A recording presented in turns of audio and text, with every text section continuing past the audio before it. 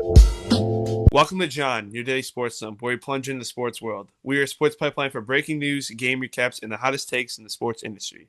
So by taking care of business, let us rush out the details and fill you in on what's happening. So take a seat, get comfortable, and make sure you have plenty of TP. It's time to explode the commode.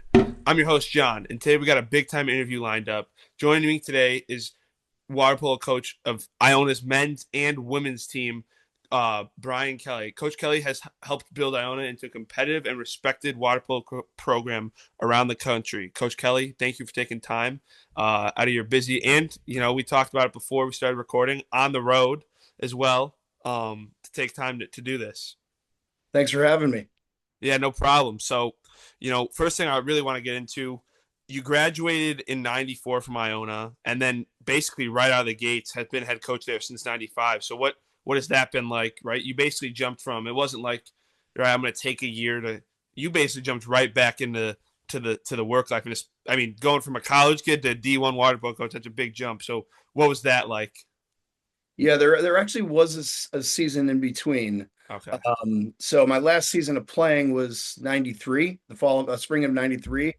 And then I took over in obviously my last season of playing was the fall of 93. I took over in the fall of 95. So there was a 1 year period where I was just coming down and getting in the water. I wasn't really I wasn't assisting or anything, but I was getting in the water and scrimmaging and helping the team out how I could. But yeah, it was a quick turnaround, no question about it. So it was I think it was an easy transition because I was coaching most of my friends. They were my teammates. When I was a senior, they were sophomores and freshmen. So they respected me as a player, and it made a pretty seamless transition. Totally, totally. And then, also something I was looking into, and I was really, and this is like, you're the winningest coach in Iona athletics, period, which is something really cool, especially when they've had, I don't know if you've heard of a guy, Rick Pitino, who's coached Yeah. there. So that's pretty cool. What does that mean to you to be, you know, the winningest coach in a college history? It's definitely special. Yeah, Coach Rick would once in a while he'd walk in and watch our practice. It's pretty cool. The whole team would get fired up when he did that. The last couple of basketball coaches actually have done that, so it's a neat experience. But yeah, it means a lot. I mean, obviously I'm a Gale. I love Iona. It's my home, and so that it means a lot to have that accomplishment. Totally. And then, you know, to kind of talk, right? We talked a little bit. You've been coaching since '95. How is, you know, obviously college athletics have changed, but how is the game changed in a coaching sense, right? You would jump from, you talked, it was relatively an easy jump, but you jumped from being a player to now you have to coach it, and then right, the game's consistently changed now, even more NIL analytics. What has that kind of change been like from 95 to now? I'd say probably the biggest thing. I mean, aside from water polo is a crazy sport. It's the rules change every 2 years in water polo. It's like there's a new rule and a new rule.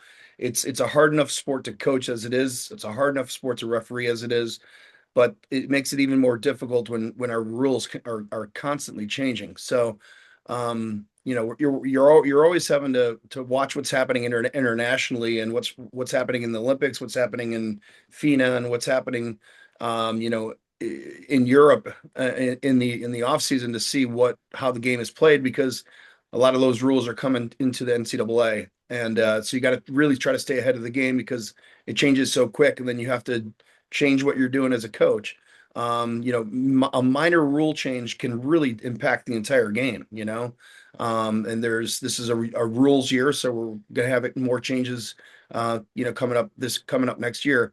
I'd say in terms of the student athlete, I think the you have to relate. You have to be relatable, and you have to continue to, have a very tight bond with your student athletes, and you have to talk to them more than you ever had. I think that's probably the biggest thing that has changed throughout the years is I have more meetings than ever with individuals, and you have to call, you have to get to know them. I mean, it's that's a lot of work. So I think I would say that's the most. I meet with my athletes more than I used to, and you have to get to know them. They have to get to know you, and find out what makes them tick, and build a relationship.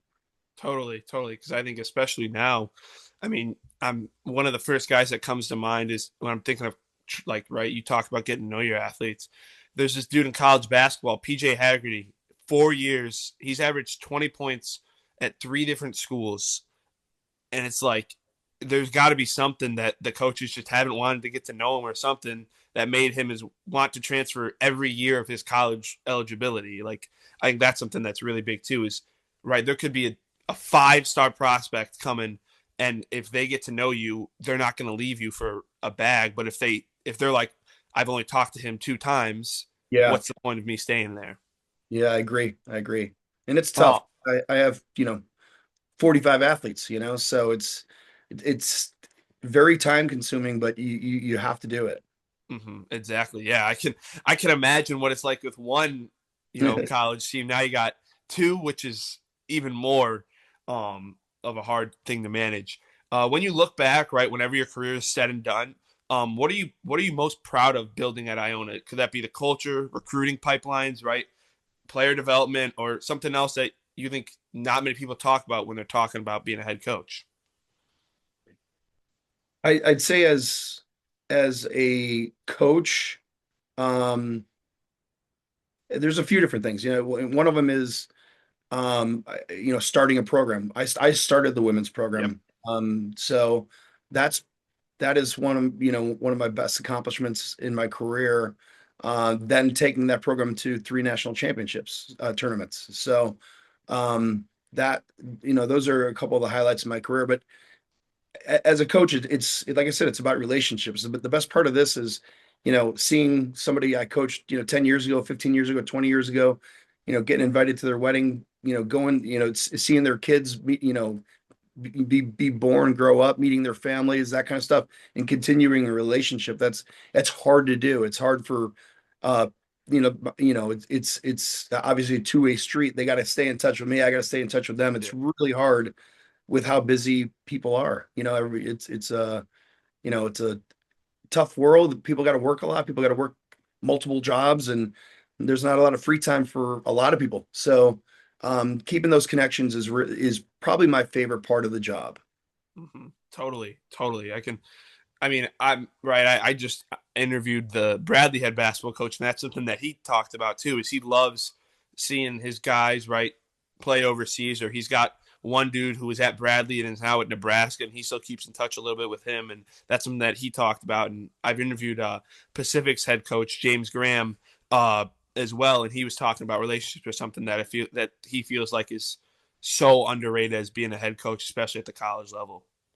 Yeah, yeah, it's it's very important, and it is tough. I mean, you learn from your mistakes, unfortunately, sometimes too. It's like, you got to get to know your players quick because, you know, especially the newer ones, the incoming freshmen, um, get to know them, get to know you, and part of that process is making sure they're enjoying their decision on coming to the school and all that stuff. And you unfortunately, if you don't build that or establish that connection right away, you can be in jeopardy of losing somebody. And that's happened in the past, and it's unfortunate, but it's you're always evolving as a head coach, and you're always figuring out how to be better.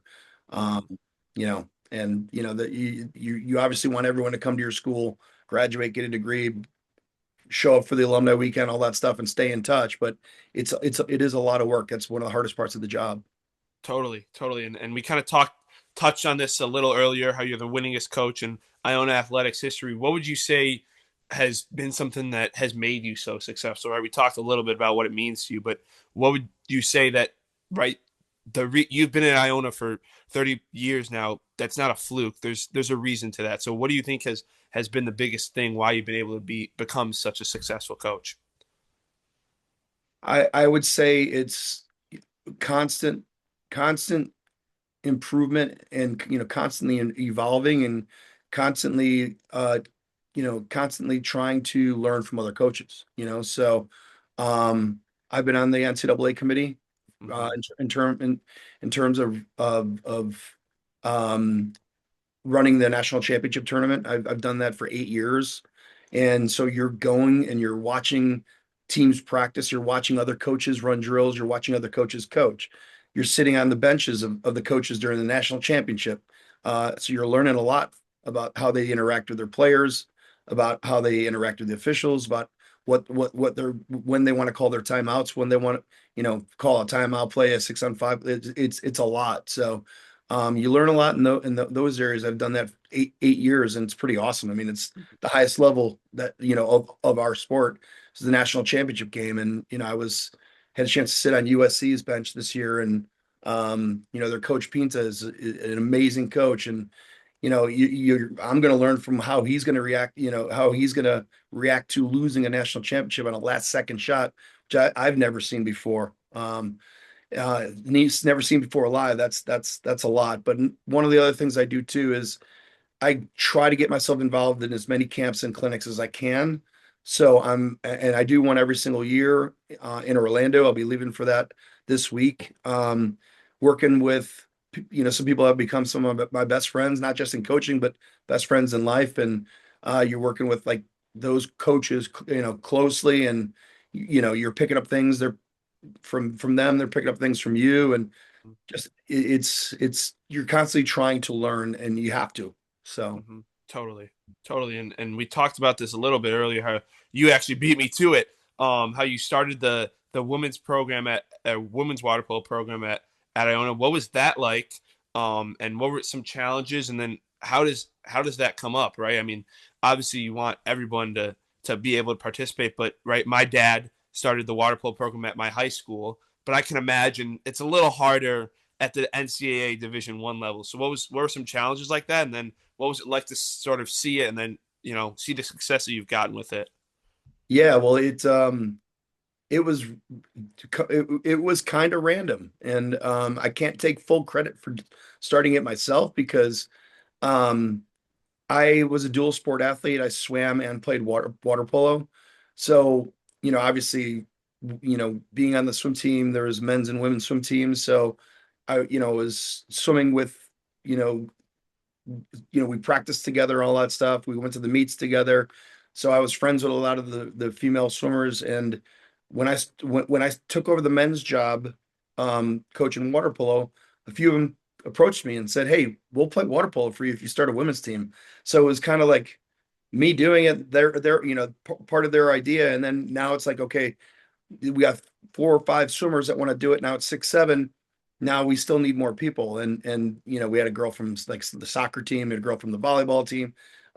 So and none of them had experience. So that was a real challenge, coaching a bunch of players that had never played the sport and were starting out and from scratch. So um yeah, it was difficult. It was a lot of fun, but really difficult. And at that point, there was not a whole lot of expectations were low, and it was a lot of fun. It was really, even when we were losing, and we won a game that year, our first year. I don't even know how we won it, but we won a game, and then the program slowly started evolving because we started bringing in water polo players. And Mm-hmm. I think my third year, I brought in my sister That to play was for me, that which was that was my exact. You beat me to it. That was my yeah. next question. What was that like? Coaching your sister, and then obviously for people who don't know, she had one of the best. She's in the Iona Hall of Fame. Like she had an amazing career at Iona. So what was that like? Not only right seeing your little sister succeed, but also coaching her through it. What was Yeah, that kind of like? I mean, at the time, very difficult. Looking back on it, it's like, one of the best things that's ever happened to me in my life. It was having my sister out in New York, going to Iona and being able to coach her. It obviously a massive blessing. And, we're obviously her family's my family, and so it means a lot. But it was tough. It was really tough because I was hard on her. She was our best player, and um, I'm always hard to this day on my best players. And it's definitely not as hard as I was back then when I first started. I'm much more softer now and refined. Um, but yeah, at the time, it got tough. Because you're trying to win and you're trying to push people and you're trying to be tough and but like I said, you take a step back and you realize how special it was. And no matter what, winning or losing, it was awesome to be able to do that and have her. And we're extremely close because of that. Totally. I think that's, if, somehow I'm able to coach my brother. I don't know if the timelines would really match up, but if that would be something that I think would be awesome. So that's especially that you got to do it at such a high level and you guys were always competing. That's something that is probably a whole nother level of awesome too. Is Yeah. I've met, your sister is my aunt, so I've had my fair share of run-ins with her. You guys are both very competitive, so I can imagine what's that like on a game day, or you talk about the last second goal when you guys are in the huddle. Like I could imagine what that was like, just being a competitor and someone who Yeah. loves the game. Yeah, definitely, definitely. It's awesome, having a chance to coach family. So, Yeah. and I've had a lot of that, especially with yours. Yeah, totally, totally. You've had a lot of, a lot of the Shakota bloodline has definitely been in the Iona Water Polo and all Iona athletics to really, if you're right, volleyball, Yep, it's yep. Yeah. been all over. What are, how do you balance coaching both men and women? Like, is there a different sort of coaching style with, right? I know this, college guys are not the wisest. Usually the women are the smarter of the two. So what is the different coaching approach like for you when you're coaching the guys who are usually a lot, mess around more, kind of a lot more stubborn, whereas the women sometimes are a lot smarter and realize when they're wrong, where guys, they'll keep on doing what they're doing. So what is that different coaching approach like for you? That's amazing. You just answered what I was going to say. I mean, literally everything. It's I'd say, you got a lot of the guys that have, they have they know it all. You get a lot of guys that think they know it all. And, it's just like, just listen, I've been around the sport for a long time. Just believe in me, what I'm saying, and do what I say, Mhm. and you're going to be successful. And, the I think the at least with our squads, our women are very, very mature and are very detailed. And you have like the girls, I don't have to get them detailed. They're detailed. Like they do everything I ask, and they're going to be successful this year. The guys, it's constant reminders, constant reminders, constant reminders. Our men's team was super talented this past year, but we weren't detailed, and it hurt us. So um, I think that's probably one of the differences. Like we really got to stay on the details with the men's team and the women's team. You do have to, you know, there has to be more and more positive, uh, you know, affirmation, positive, compliments to them, and keep them motivated positively with how you talk to them. The guys, nice shot goes a long way. Girls, you got to continue with it. It's a nice shot, and great game, and how you feeling and all that stuff. I mean, that's today's athlete. I think today's student athlete in general is they're a lot more emotional than they were 15, 20, 25, 30 years ago. So Yeah, if I told you 30 years ago that my dad as a coach would be in his sectional game last year, would be at halftime meditating with his players, I think you would think I'm crazy. But my dad is a high school water polo coach, and he went from man guys to girls. He told me, yeah, it is a completely, he was a lot more harder, and now he's kind of learned you can still be hard, but take a step back, listen to the girls, and yeah, then also, I mean, you hit it perfectly with, I think, the different athlete now versus 20, 30 years ago. yeah, 20, 30 years ago, if a dude was meditating with his team, I mean, he would be looked at like he had done drugs and is now coaching a game. Like now Yeah, it's normalized. Like yeah, when my dad was doing that, everyone was like, not no one was like, what? Like yeah, it's so normalized now, which I think is a good thing. I think because you're hearing all these athletes come out about what the sport and then being the sport's your life, yeah, them talking about what it does to them mentally, and now the coaches are finally starting to understand it. 100%. I mean, when I first started, I would never even fathom that somebody would want to walk into my office and say, I need a mental health day, or, mentally fatigued, all of that stuff. And yeah, I think that's it's really important that you have people in the right frame of mind. And yeah, you can't have somebody at your practice that's not there. Mm-hmm. And that is not emotionally involved, is not there mentally, because it's just going to ruin your practice. It's going to, it's going to not only upset your practice, it's going to obviously it's going to upset their teammates, and now it's going to throw their teammates off. And now you have, that one person is affecting five, six other people with, how they're doing. So Mm-hmm. Totally. Yeah. I think having one mental day where you're just off, I think that also shows the athletes now too. Athletes are so much more comfortable in talking about their emotions and how they feel because you're yeah, seeing the professionals do it. Now they have no issue going up to a coach, whereas 10 years ago, they wouldn't have done that. They would have just dealt with it by themselves, right? Deal with all yeah, the trials. And now you have this support system, and especially I think in college sports, they've done a great job of really building a support system with it from within. mm.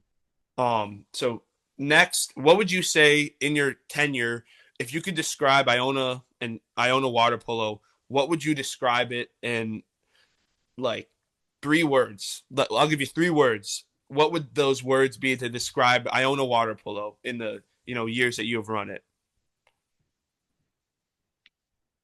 3 words. That's tough. I mean, we have an acronym that is describes our culture and what we want. That's for the current team, and we call it rep, which is pretty cool because, like, obviously, so many things can be associated with rep, Mm-hmm. like rep a weight, rep another swim set, rep a lap, reputation, repeat, whatever it is. But rep is our motto, and the kids love it. It's respect, excitement, and pride. So it's, everything starts at respect.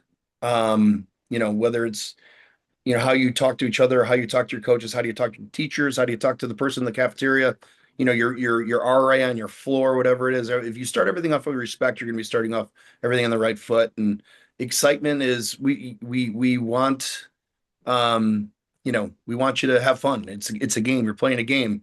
You can't show up not in a good mood. It's going to Mm-hmm. ruin your practice. It's going to ruin how you're trained. It's going to ruin the person next to you's efforts. So have fun, and bring positive energy. And then the last one for rep is with P is pride, and that's like kind of take pride in your performance, and it's going to help you with the team. But I think that one of the, if I'm looking for a 31 year um, kind of description of Iona water polo, it's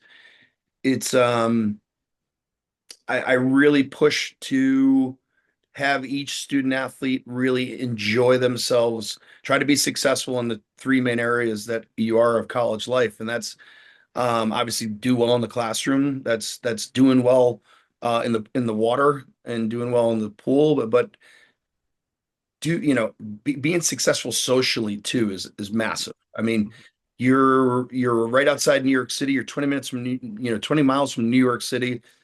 Enjoy yourself, have fun. I mean, take advantage of college. Take advantage of being a Division 1 athlete. Have fun. I mean, that's one of the biggest things is like do your job, but also have fun. I don't need you, you know, practicing the 20 hours with me a week and then doing another 10 hours of extra work, and you're uber focused on just getting good grades and being the best player you can be, and that's drives you nuts.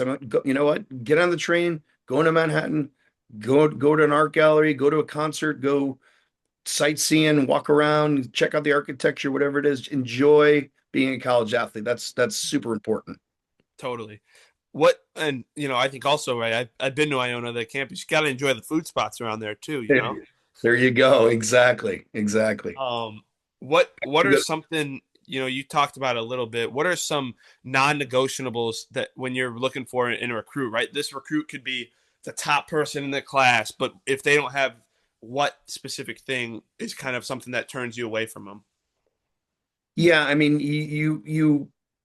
it's obviously you're spending a lot of time watching a lot of people, and the generally I'd say 99% of the kids that are coming to me, I've seen them play multiple times. I've seen them interact with their teammates and coaches multiple times. Mm-hmm. Um, and I'm looking at their grades. So I mean, first the non-negotiable thing is just be a good person, just be a good person. And that's gonna go a long way. It's nice to be a good player, but it's nice to be a good player and be a good person. It's not great to be a great player and you're not great to your teammates, your coaches, or to the opposition, whatever it may be. I mean, that's a big thing is we're looking for good, student athletes. That's non-negotiable. And if it comes from something that's athletic, obviously I'm big on team speed.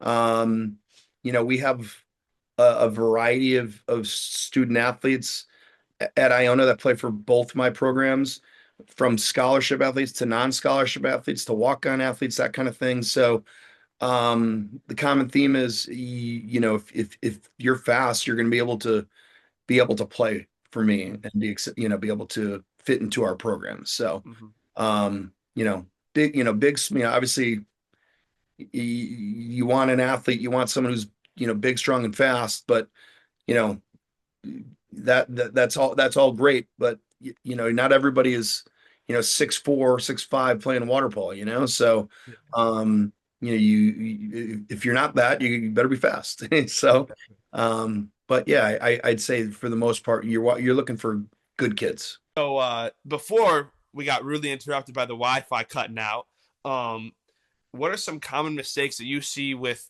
young athletes, specifically high school ones, or this could even be JUCO to college, that is a common mistake that you see in a lot of the athletes that when they make the jump in the game? um when they make a jump in the game, I think that one of the things that they don't recognize is how fast the game is and how fast people's reaction times are. So a lot of them are just a step behind in terms of reaction. And I think that's it's not really something that it's not a mistake you're making, but it's I would say that's probably the one of the things that they have to adjust to the most is the speed of the game, Mm-hmm. and that's not just so much how fast, you can be as fast as possible in terms of swimming up and down the pool, but how the other how the veterans and the upperclassmen react to things is probably one of the biggest difference between an incoming freshman and an upperclassman. Obviously that and strength, because the strength and conditioning programs that college athletes have now are off the charts, are so good. I'd say one of the biggest mistakes mental mistake that the younger players have coming in is chasing out too much. I'd say that's number one. And going to go to the shooter, trying to get the ball, knock down the shooter, and the problem's really the person that's right in front of the goal. And the center is the problem in our sport. So a lot of times they will chase out without having defensive replacement, and you're better off just, the goalies at this level are very good. You're better off giving up an 8-meter shot as opposed to a 2-meter shot, so that's probably the number one mistake. Totally. And when I was doing some research, you're a big thing with you is you and the college water polo association. You're really big with them. And you recently talked about incorporating, shooting drills. So what would you say is your number one shooting concept or drill that you wish every player or every one of your players was able to understand? Like if you could have the perfect player come in and just right from the get-go get the shooting your favorite sort of shooting concept or drill, what would that be? Yeah, I mean, I think that I run a lot of drills that revolve, that involve the center, and that's I wish everybody would come in and understand where the problem is. It's like, hey, I can't leave this person unguarded when they're facing a specific way because it's going to be an ejection or goal every single time. I can't leave this unguarded. And I would say it's twofold. It's recognizing where the problem is. So like a lot of our shooting drills involve the center and involve a defender trying to keep the ball from the center or knocking down the shooter once they have replacement. But communication, I think that's the biggest thing that the freshmen, need to do is come in and be able to talk and be able to talk defensive strategies when you're in the water with your teammates. It's a defensive, it's a it's there's a lot of goals in this sport, and you got to obviously play defense to win. So you got to be able to communicate with your teammates, and a lot of times you get the freshmen. It takes them a little while to be able to talk at this level. Totally, totally. And to sort of build off that, what is your sort of a teaching thing for you when you're taught when we're talking about shot selection? What is right? And that could be in a game, in a practice.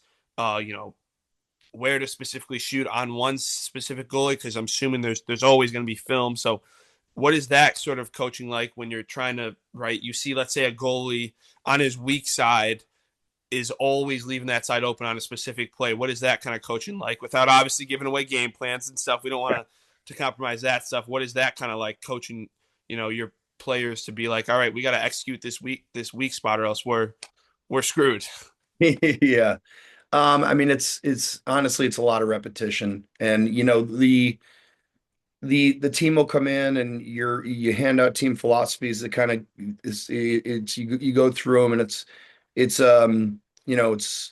pretty like that's what I'll do. So we start our women's season on the 3rd, on January 3rd, and our first practice is a team meeting, and then it's a practice, and that team meeting will be, here's your team philosophies, here's how we want to run our offense, here's how we want to run our defense, here's how we want to run our 6-on-5, our 5-on-6, here's how we want to transition, here's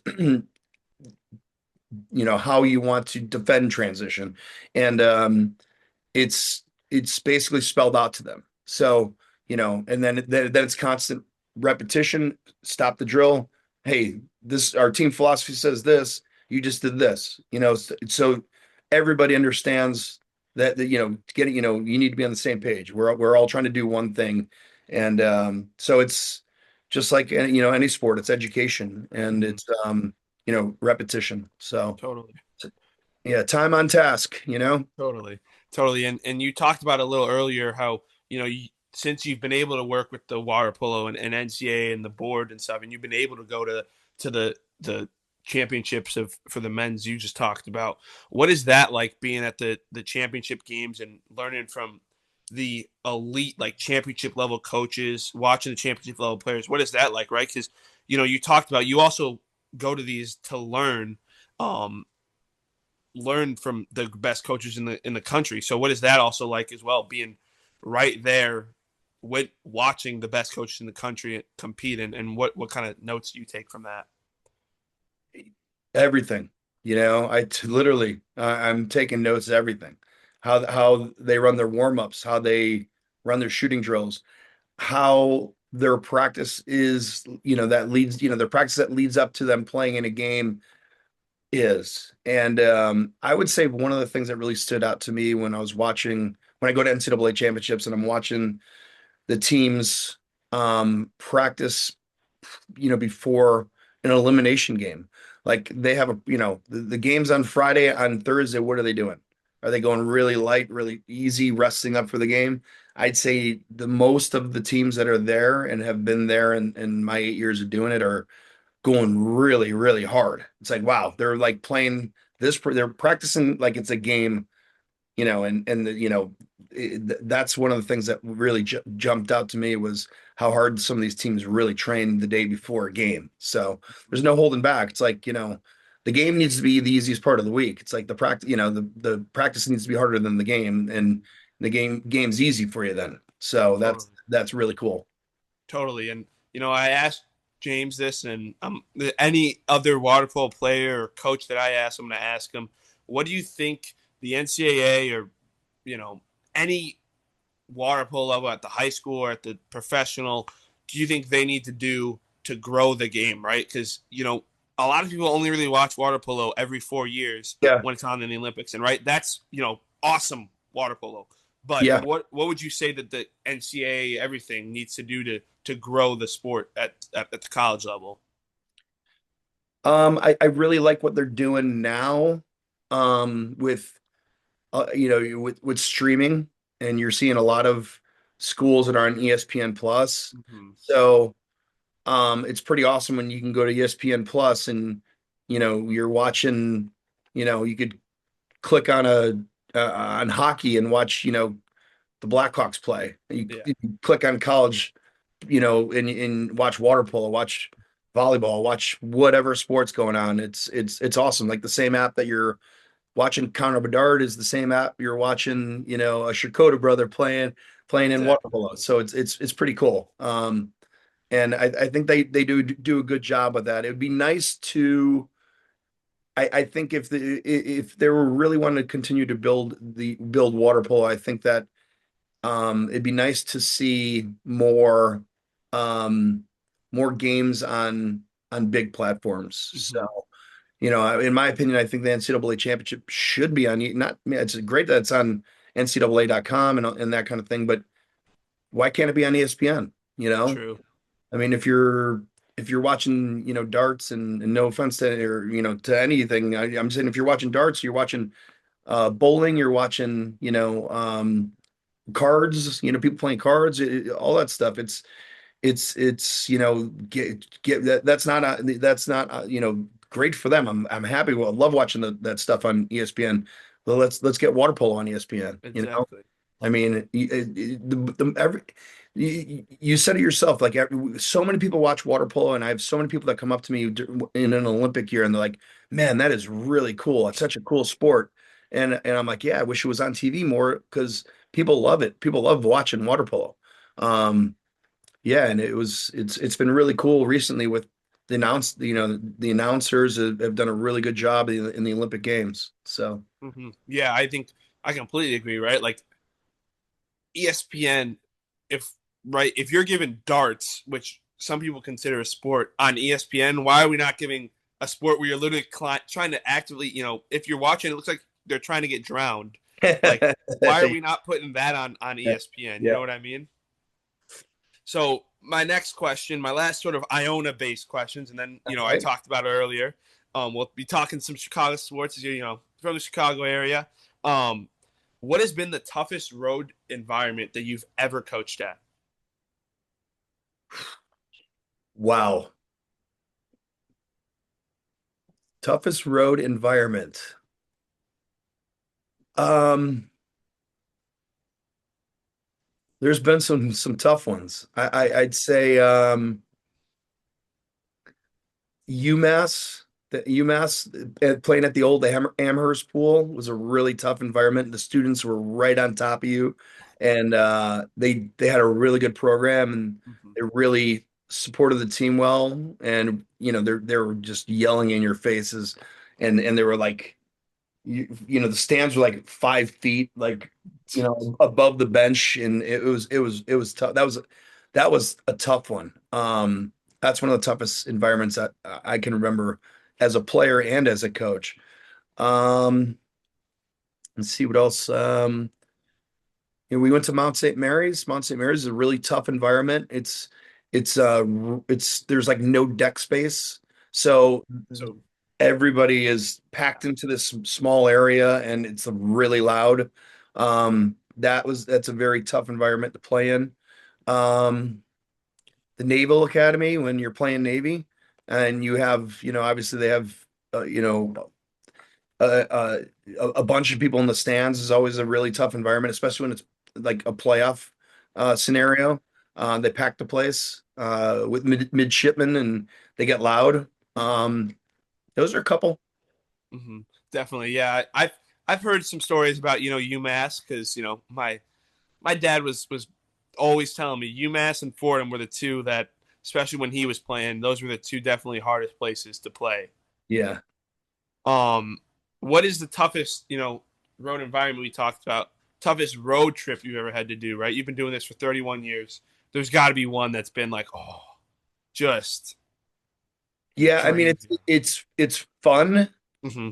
because it's an amazing scenery, and it's there's a lot to do with doing sightseeing and of the Rocky Mountains and rock Hmm. formations and Garden to the Gods and things like that. But the Air Force Academy is one that is um it's a great place to go, and it's really difficult to play in there because you're gassed. I mean, you're whatever it is, how many thousand miles above sea level you're playing, but it's you lose your wind in a hurry there, and that's a really difficult place to play, and it's a really difficult place to play Air Force. Hmm. Um, which is it's a bummer because we played Air Force last year too. We were beating them by 5, and we were beating them by 5 at halftime, and trying to hold them off, and they're they're not going to get tired. I mean, they're used to it, Yeah, and they're supremely conditioned athletes as it is, and then you're up there in that altitude. It's really difficult. So I'd I say Air can Force. that. I mean, like I can right. They always talk about it in Denver, right? Specifically with the Broncos. They're always like Broncos. Yeah, Nuggets are always talking about them. Like, oh, that's not bad, right? Because you're still constantly having airflow coming in. yeah, But when you're playing water polo and you're going down and up, yeah, like that is something you can be in the best shape but you want. You go to that altitude. That altitude will make you yeah, regret some of your life choices. yeah. It was pretty cool because the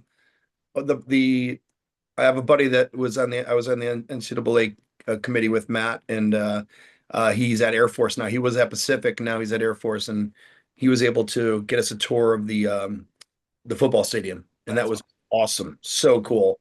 And like all the stuff they have all over the place, like the air is rare, and it's like the stuff that they do to intimidate the opponents, especially at the football stadium, was really neat to see. Mhm. Um, all the signage that is getting in the heads of the opponent football players that are there is really awesome. Totally. Well, now I'm gonna switch it to a little, Chicago sports. You're from the Chicago area, so I gotta ask, how are we feeling about the Bears season so far? It's unbelievable, absolutely unbelievable. Hmm. Um, you hope you maybe hopefully you can get Kyler Gordon back for the playoffs. You're hoping that you know CJ Gardner is okay after the last game, and they're pretty healthy. CJ Gardner Johnson is having a good year for the Bears. You Hmm. hoping he's healthy, but it's like one of those years where it looks like it's setting up where it's crazy. Like you might whatever team gets in, the other team from the north, whether it's the Packers or Green Bay, it looks like there's a really good chance you're going to have to play them in the first round. So Exactly. I couldn't imagine like losing to the Packers at home and then or losing to the Lions at home and then having to play them in a playoff Oh, game the next weekend. That would not be good.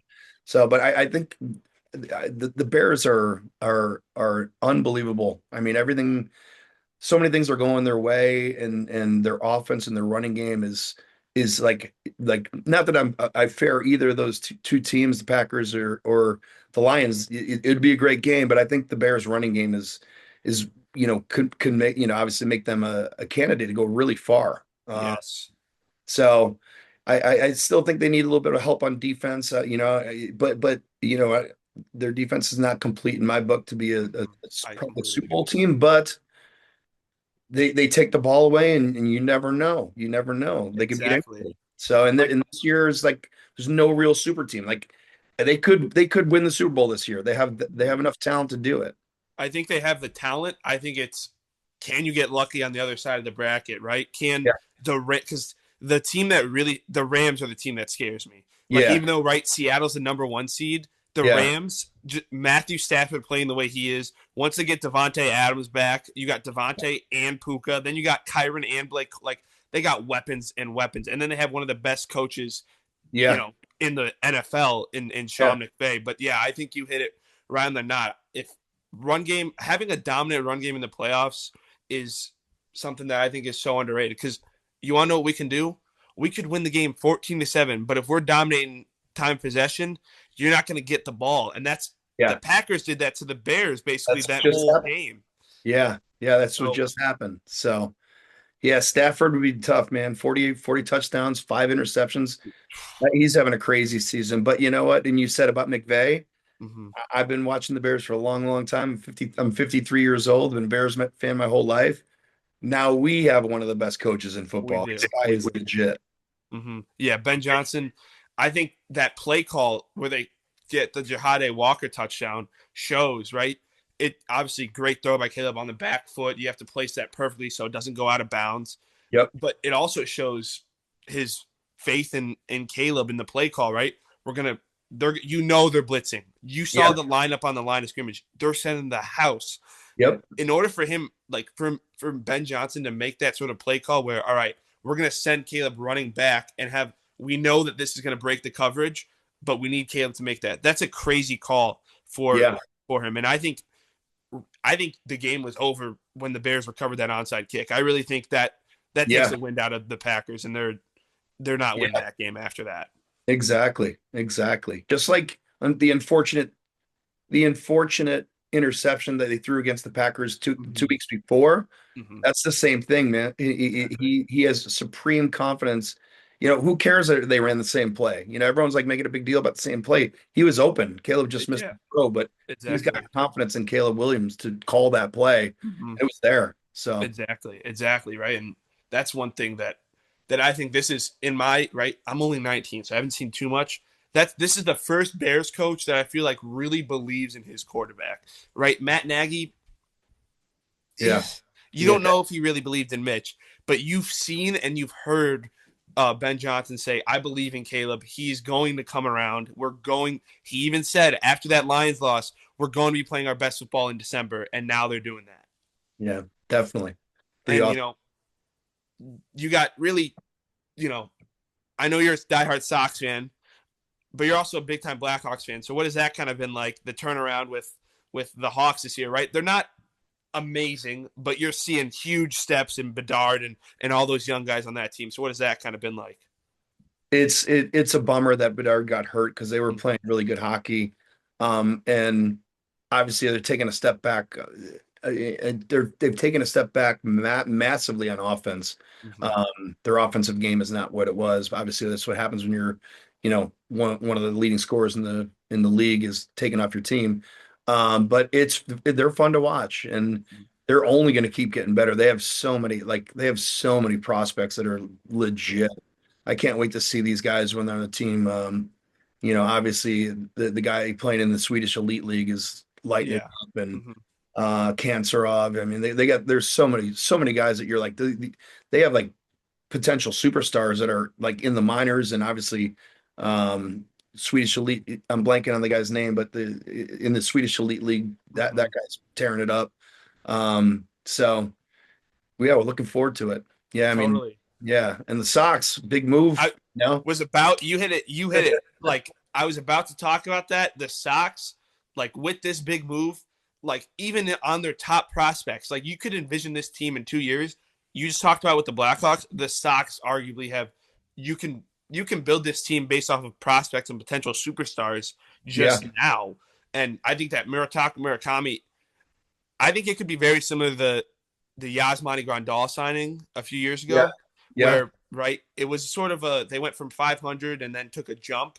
yep. I think you could see a jump this year just with the. I mean, you saw how they ended that year last year. They were firing on all cylinders, and I really believe in Colson. They were scoring a lot of runs, and they look like they have a lot of positions locked up, and Mm. they're fun. They're fun to Yeah, watch, and they're excited about being there and playing. And then yeah, this guy who is going to be a home run hitter. That's who knows, especially in that park with a oh, lefty bat. I mean, he hit 56 home runs in Japan. I mean, exactly. he's it's gonna be fun to watch. And it's funny because I obviously I live in New York, so Hmm. I had about four of my, really good friends that are big Yankee fans texting me, and they're like, what's up with the White Sox spending money? We didn't expect this. It's like, we wanted him to go to the Yankees, and so Exactly. they were bummed out about that. So Exactly. You can get a steal of a contract, and then who knows? If you guys right, you're not going as well as you go.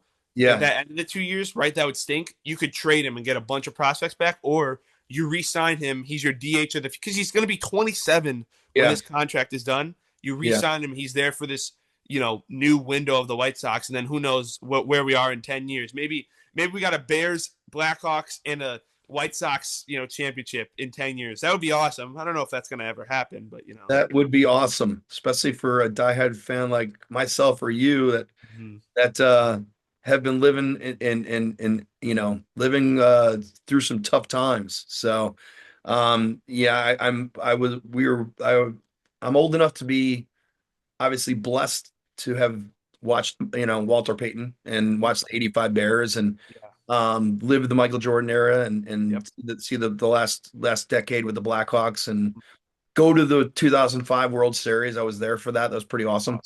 Awesome. But there's been a lot of lean years, so we could use some good luck. That's for sure. Exactly. Yeah, I was gonna bring up the Bulls, but they're just gonna be stuck in mediocrity for 20 years down the line. They'll be in the play-in. Yeah, But hey, we still had Jordan. We still had yeah, Jordan. still have Jordan. Yeah, But thank you for taking time out of, especially on not at your house, right, on the road, sort of thing. That was, but yeah, this is something I really wanted to get done, and thank you cool. for taking time. Good. And hopefully you can edit my brother-in-law's name off here somehow.